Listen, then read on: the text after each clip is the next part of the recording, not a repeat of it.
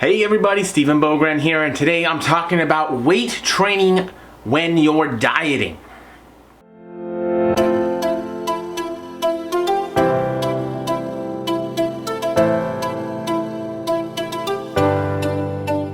Hey everybody, hope you're all having a great day. Now this is a question that I get a lot, and it's should my weight training change when I am dieting? And I do think that it is a valid question because there are certainly some considerations there, particularly for like people who are competing and are going to be in really aggressive dieting phases. However, I think the answer may surprise a lot of you. And so there is definitely some context here that we want to make sure that we keep in mind. If you're a newer lifter, you're going to be able to get away with doing whatever you want essentially. So if you have never lifted weights before and you're starting to get into a diet and you're lifting, guess what? Don't change a thing. You're going to be able to do whatever you want. But I will say the first consideration that we should have, new lifter, old lifter, middle lifter, whatever, is essentially what we call risk reduction. Right? So a lot of us will call it injury prevention. Yes, exercise has inherent risk in it. And yes, being active does include the risk for injury.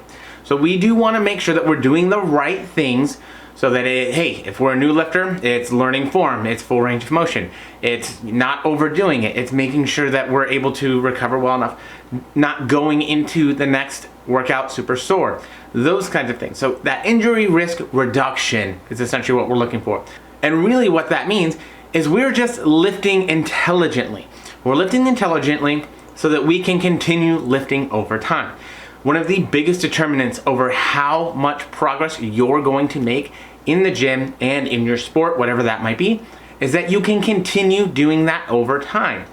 Particularly for bodybuilding and athletic like physique sports, the more time that you have into getting stronger and improving everything, the more time that adaptation is happening, the better you're getting, the more competitive you're getting for that sport. So if our goal is to put on muscle, same thing.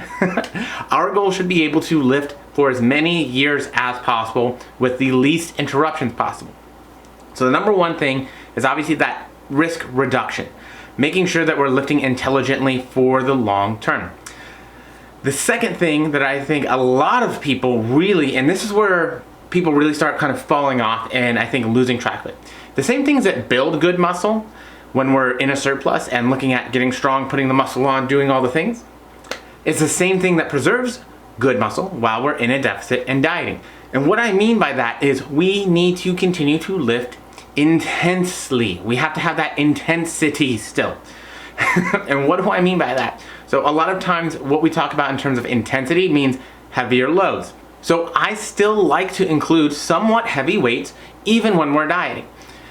Now, if you're a power lifter, that's going to be different versus a bodybuilder, where we can probably get away with, like a set of 5 reps and weight that would be appropriate for that versus doubles or triples or those kinds of things. So again, yes, your sport matters here, but you don't want to get too far away from lifting intensely and with that intensity.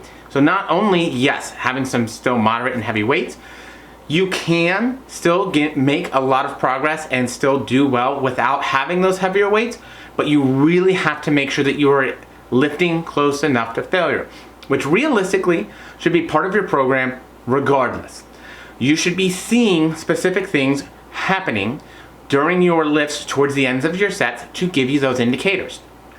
People who have been lifting a long time tend to be better with ratings of perceived exertion, reps in reserve, that kind of stuff. That really lets us know we are hitting that intensity threshold, right? We are getting close enough to muscular failure.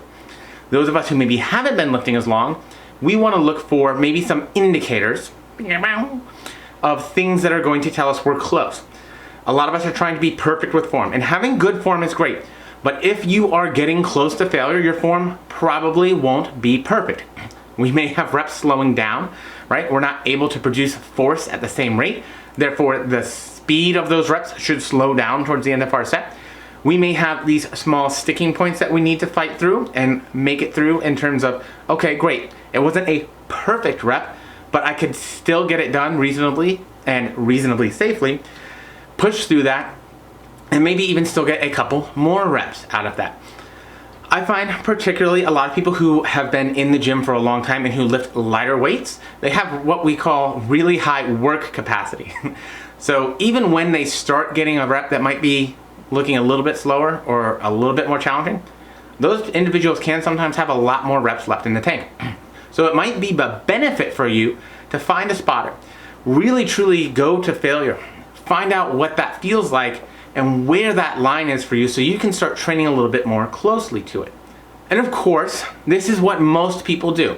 Most people, when they get into a diet, they kind of back off the weights, they don't train as intensely, and they just go for a lot of volume. But unfortunately, that volume, if it doesn't have that intensity, if it's not close enough to failure, it's not going to do the same things that you want it to do, which is to be a stimulus to have, keep, and build muscle. So when you're dieting, you still want to do everything you can to, heck, maybe improve strength depending on how long you've been lifting, or at the very least, maintain as much strength and performance as possible. So making sure that you're keeping that intensity in your lifts can be extremely, extremely important. And the third one, this is one that I've been hearing a lot more often lately, is individuals who want to focus on that fat loss. And so instead of lifting for the same amount of days per week, they're going to drop a day a week off of their lifting schedule and start doing cardio on that day instead. Now, I don't think that's a great idea for a few reasons. I would keep that same lifting schedule as much as possible because it's a stimulus for adaptation, and that adaptation is building and keeping muscle. There is this idea that you're going to burn more fat or burn more calories for fat loss with that cardio, but at the same point, even if you did, no guarantee there, you're now having less stimulus to keep the muscle that you've worked very hard to build. It doesn't make sense to me. I would much rather take it a little bit longer in the dieting phase and keep the muscle that realistically takes more time and effort to build over time than to go for a little bit more aggressive fat loss and risk losing more of that. So even if, say, yes, we could or did burn some more calories during that cardio, it probably isn't significant enough to really make that big of a difference, especially given the fact that, guess what? You are still burning calories during your lifting sessions. And you're probably going to burn extra calories after your lifting sessions because you're making sure that your body is doing what? Building muscle. That costs calories. Repairing muscle costs calories. So just like we talk about, maybe high intensity interval training, and we used to say it had that EPOC or excess post-exercise oxygen consumption, right? Woo! Your workouts are going to have some semblance of that as well. So if we only look at that benefit within workout, we also might not be getting the complete and total picture of exactly what that calorie expenditure looks like and what we're doing with that. So for me, the juice ain't worth the squeeze on that one. I would not take away a lifting session to institute more cardio to try and facilitate more fat loss. This is likely an indicator that we would probably be better off taking some time away from dieting, reversing, utilizing a diet break, doing something else to really make sure that we are seeing appropriate response in the diet. Or if we have plenty of room and there's no real concern there, just maybe cutting some extra calories. So there are a lot of different ways to do that. So those are some of my 3 biggest things in terms of what we should be paying attention to for our lifting during a dieting phase. I hope that helps, and I hope you all have a wonderful day.